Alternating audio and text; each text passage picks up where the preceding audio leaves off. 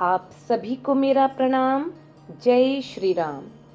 आज से हम सत चर्चा की एक नई श्रृंखला प्रारंभ करने जा रहे हैं, जिसका केंद्र बिंदु है कि कब मीठा लगता है भगवान का नाम।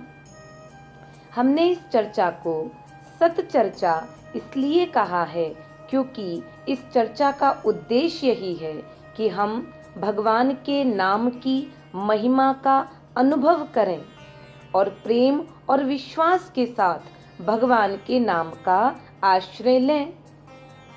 एक विशेष बात कह देनी परम आवश्यक है कि अनुभव और जानकारी दोनों सर्वथा भिन्न भिन्न है।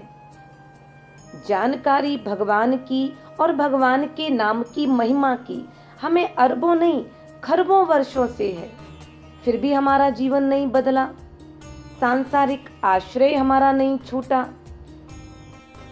इसका एकमात्र कारण यही है कि ऐसा आवश्यक नहीं है कि शुभ हमें शुभ प्रतीत होवे, पवित्र हमें परम प्यारा लगे और हमारी रुचियां सत्य की ओर उन्मुख होवे, हमें प्रकाशगामी बनावे। कभी कभी हमारी समस्त रुचियां अधोमुखी होती हैं, हमारा पतन कराने वाली होती है, जैसे शरीर के सुख आराम की चाहना, इंद्रियों के माध्यम से सुख प्राप्ति की आकांक्षा, नाशवान वस्तुओं का आश्रय इत्यादि।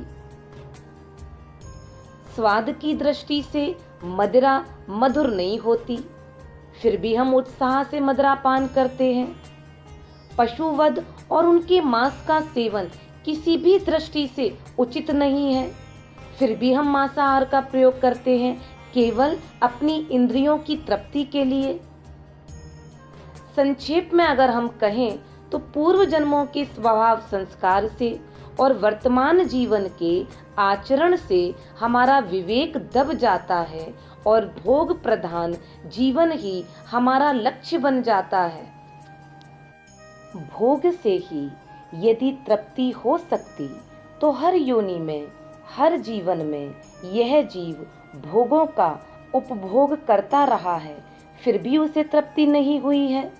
अतः तृप्ति भोग से नहीं, त्याग से ही हो सकती है। भोगों से तो वासना बढ़ती है, विषयों के चिंतन से शक्ति का क्षय होता है।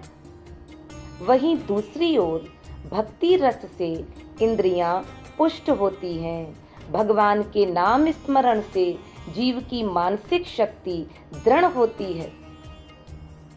श्रीमद् भागवत जी के 7वें स्कंद में प्रहलाद जी श्री नरसिंह भगवान से निवेदन करते हैं, प्रभु आप कहते हैं कि संसार का मोह त्याग कर मेरा ही भजन करो, किंतु भजन करें तो कैसे करें? आपने इस संसार में विषयों का ऐसा आकर्षण रचा हुआ है कि बड़े से बड़े ज्ञानी भी भटक जाते हैं। जगत में ऐसे सुंदर पदार्थों को उत्पन्न ही क्यों किया? इस जगत के विषय ऐसे सुंदर हैं कि आंख ने देखा नहीं कि चित्त चंचल हो जाता है। प्रभु आपने संसार को ऐसा सुंदर न बनाया होता तो कितना अच्छा होता। नरसिंह भगवान प्रहलाद जी को समझाते हैं, पुत्र जीवों को सुखी करने के लिए ही मैंने संसार के सारे पदार्थ उत्पन्न किए हैं, लेकिन मनुष्य यदि अमर्यादा पूर्वक, आसक्ति पूर्वक पदार्थों का उपभोग करे और दुखी होता रहे तो इसमें मेरा क्या दोष है? संसार को भोग दृष्टि से नहीं किंतु भगवत दृष्टि से अगर मनुष्य देखे तो वह सुखी होगा। मनुष्य को यह नहीं भूलना चाहिए कि संसार निर्माता भगवान है। विवेक पूर्वक मर्यादा में रहकर मनुष्य सुख का उपभोग करे तो सुखी हो सकता है।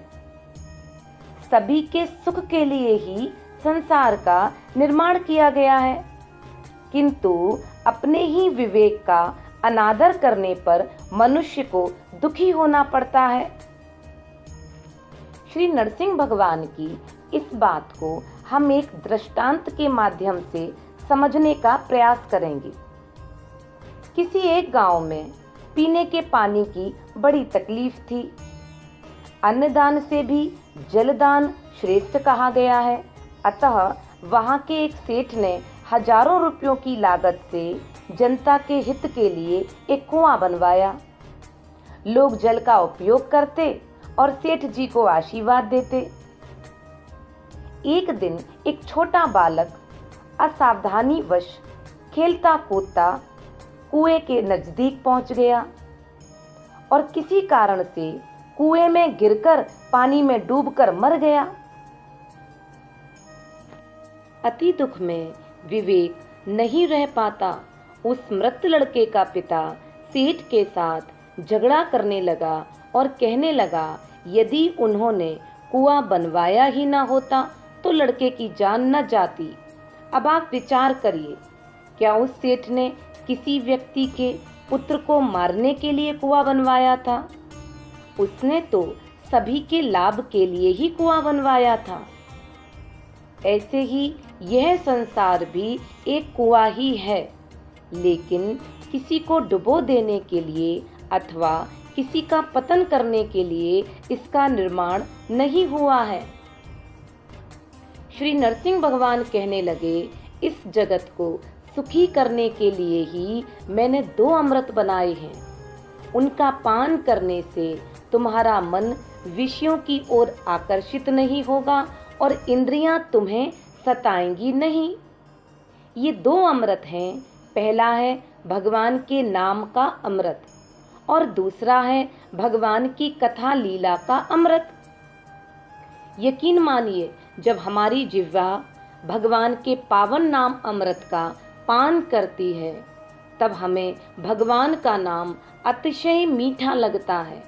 इसलिए हम सभी अपनी जिह्वा से निवेदन करें, हे मेरी जिह्वा, तू सदा ही श्री कृष्ण जी के गोविंद, दामोदर, माधव इन मनोहर नामों को, जो भक्तों के समस्त संकटों की निवृत्ति करने वाले हैं, भजती रहे। जीवे सदैवं भज सुंदराणि नामानि कृष्णस्य मनोहराणि समस्त भक्तार्थ विनाशनानि गोविंद दामोदर माधवेति गोविंद गोविंद हरे मुरारे गोविंद गोविंद मुकुंद कृष्ण गोविंद गोविंद रथांग पाणे गोविंद दामोदर माधवेति गोपाल वंशी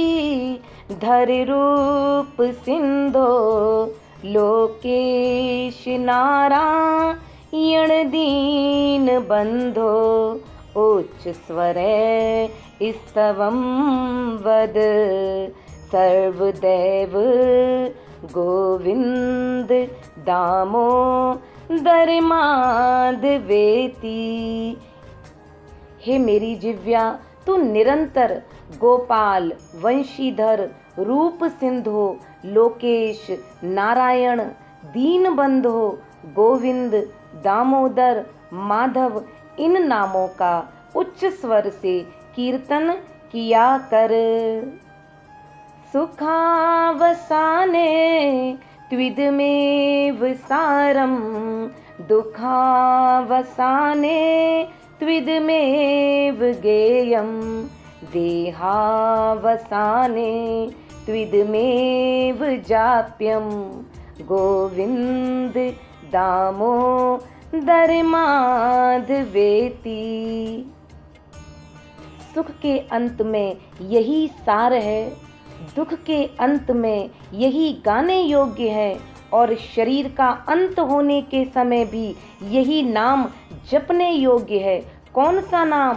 गोविंद, दामोदर, हे माधव, हे राघव, हे केशव, हे श्री हरि, मुझे सदा अपने चरणों की शरण में रख और मुझे सदा तेरा नाम अतिशय मीठा लगे। बोलिए श्री हरि की जय।